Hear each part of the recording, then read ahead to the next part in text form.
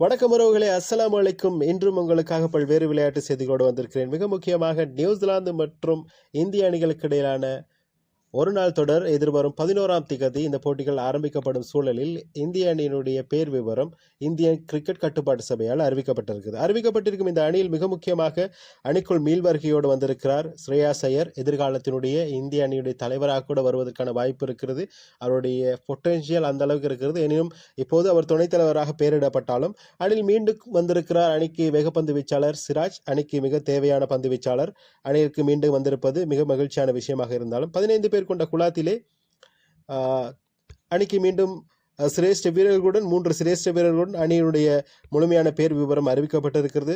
அணியினுடைய தலைவராக சுப்மன் கில் தொடர்ந்து செயல்படுவார். ஸ்ரேயாஸ் ஐயர் துணை தலைவர், ரவீந்திர ஜடேஜா, முகமது சிராஜ், ஹர்ஷன் ராணா, ரோஹித் சர்மா, ரிஷப் பந்த், நிதிஷ்குமார் ரெட்டி, விராட் கோலி, KL ராகுல், வாஷிங்டன் சுந்தர், பிரசித் கிருஷ்ணா, குல்தீப் யாதவ், ஹர்ஷப் சிங், யஷ்விஷி ஜோஸ்வால் ஆகிய 15 பேர் கொண்ட இந்த ஒரு நாள் குழாம் நேற்றைய தினம் அறிவிக்கப்பட்டிருக்கிறது.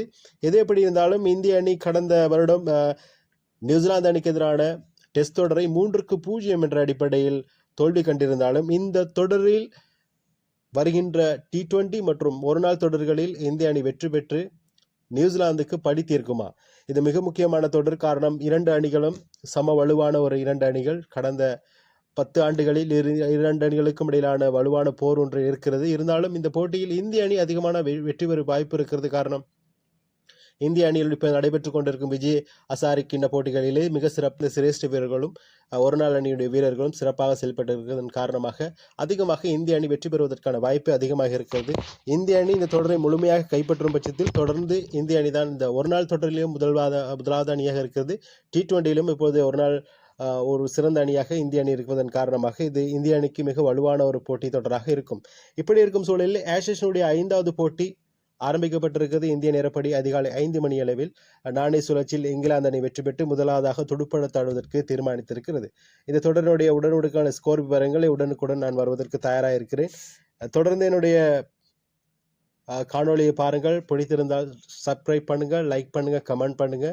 டோக் வித் சியான் என்று இன்னும் ஒரு செய்தி உங்களுக்காக காத்திருக்கிறது. 2025ஆம் ஆண்டு ICC நடத்திய தொடர்களில் அதிக சிக்சர்கள் விளாசிய வீரர்கள் பட்டியல் வெளியாகியுள்ள நிலையில் இந்த பட்டியல் இங்கிலாந்து, ஆஸ்திரேலியா, தென்னாப்பிரிக்கா, மேற்கிந்திய தீவுகள், நியூசிலாந்து, இந்தியா, பாகிஸ்தான், இலங்கை, ஜிம்பாப்வே, பங்களாதேசம், அயர்லாந்து, ஆப்கானிஸ்தான் ஆகிய 12 அணிகள் இடம்பெற்ற வீரர்கள் கணக்கெடுப்பில் எடுத்துக்கொள்ளப்பட்டால் முதல் 5 இடங்களை பிடித்த வீரர்களை பற்றி ஒரு அலசையான ஒரு பார்வையை பார்ப்போம். இந்த பட்டியல் தென்னாப்பிரிக்க அணியினுடைய டிவிலிட் பிரிவின்ஸ் 32 இன்னிங்ஸில் 65 சிக்சர்களை அடித்து முதலிடத்தில் பிடித்துள்ளார் தென்னாப்பிரிக்க வீரர். இரண்டாவது நம்முடைய இந்திய அணியுடைய ஆரம்ப துடுப்பாட்ட வீரர் அபிஷேக் சர்மா. அவர் 21 இன்னிங்ஸ்கள் 54 சிக்சர்கள் விளாசியிருக்கிறார், 2ஆம் இடம். 3வது இடத்திலே தொடர்ந்து வெஸ்ட் இண்டீஸ் அணியினுடைய ஷேய் ஹோப் இருக்கிறார், 50 இன்னிங்ஸில் 54 சிக்சர்கள். ஹாரி ப்ரோக் இங்கிலாந்து அணியினுடைய வீரர், அவர் 45 இன்னிங்ஸில் 50 சிக்சர்களையும். சதாப் ஃபஹ்ரான் பாகிஸ்தானுடைய வீரர் 26 போட்டிகள் 45 சிக்சர்களையும் அடித்து விளாசியிருக்கிறார்கள். இதுதான் அந்த 5 பேர் கொண்ட பட்டியல். எதிர்பார்க்கிறேன். என்னுடைய காணொலிகள் பிடித்திருந்தால் லைக் பண்ணுங்க, ஷேர் பண்ணுங்க, கமெண்ட் பண்ணுங்க. மற்றொரு காணொலியில் சந்திக்கிறேன். அதுவரை விடைபெறும் நான் சியான் என்று. நன்றி.